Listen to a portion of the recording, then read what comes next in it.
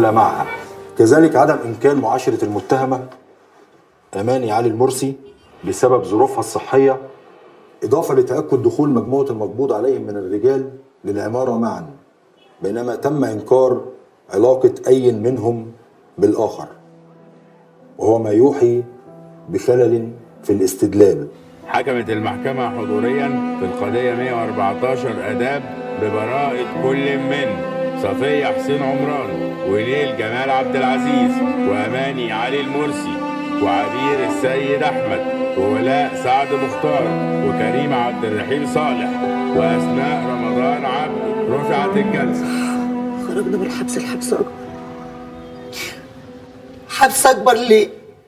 إحنا كلنا طلعنا براء، يعني اللي هيجيب سيرتنا هنسيبه يتكلم يا صفية، هنسيبه يتكلم وهنعمل نفسنا كمان مش سامعينه. احنا خرجنا بتقرير الطب الشرعي براءة، مين بقى اللي هيقراه؟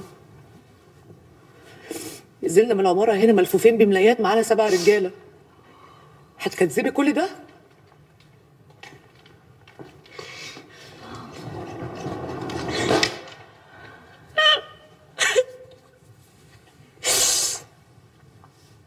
عمرو بعت لي وقال لي الحمد لله ان احنا ما كتبناش الكتاب. انا فضلت احافظ على نفسي كل الفتره دي وفي الاخر لبست قضيه نار.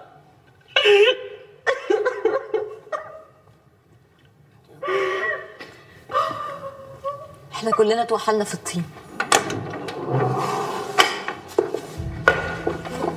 كفاره ايه؟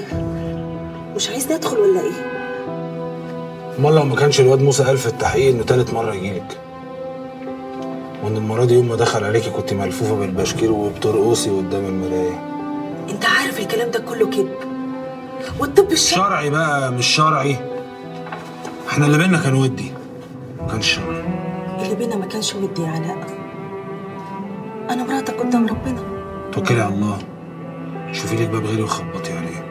اقول لك على حاجه، روحي الواد موسى حلو، جالك مرة وجالك 2 وجالك 3، خلاص بقيتوا معرفة.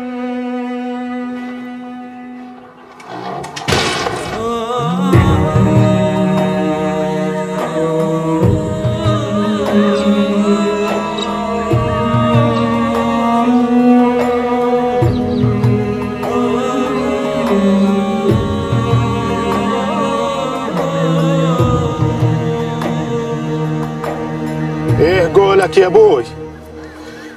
لا حول ولا قوة الا بالله. ربك يسويها كيف؟ دي اتنشرت في الجرانين. يا مذكور يا ولدي ان بعد الظن اسم، ولا انت هتتلكك لها لقد ما اتجوزت ولد ابو دراع؟ نتلكك وايه يا ابوي؟ ده عرضنا هسوي ايه يعني؟ امال داني غرقاني في الروبه الراسي، وما تخافش هتجيني حيه ومحدش هيمد يده عليها، لا ولد عم ولا خال، كل نفر اولى بلحمه. هتسويه يا ولد الفجريه. حق الله، وربنا يقوينا على الحق. وهو عارف منين ان الزفت اللي كان عندك اسمه موسى؟ ده احنا نفسنا ما نعرفش اساميهم من بعض. وهو عارف منين اصلا الكلام اللي قاله الزفت موسى ده في التحقيق؟ علاء يعرف اللي حتى البوليس ما يعرفوش، ده كأنه كان موجود معاهم، وعارف اللي عملته في الحيوان اللي كان في الأوضة، وعارف كنت لابسة ايه قبل ما يتقبض عليا. طبعا قال الكلام ده وهو مش واخد باله انه محدش يعرف الكلام ده غيري انا والحيوان ده. يبقى احنا كده عرفنا حقنا عند مين، بس المرة دي بالدم.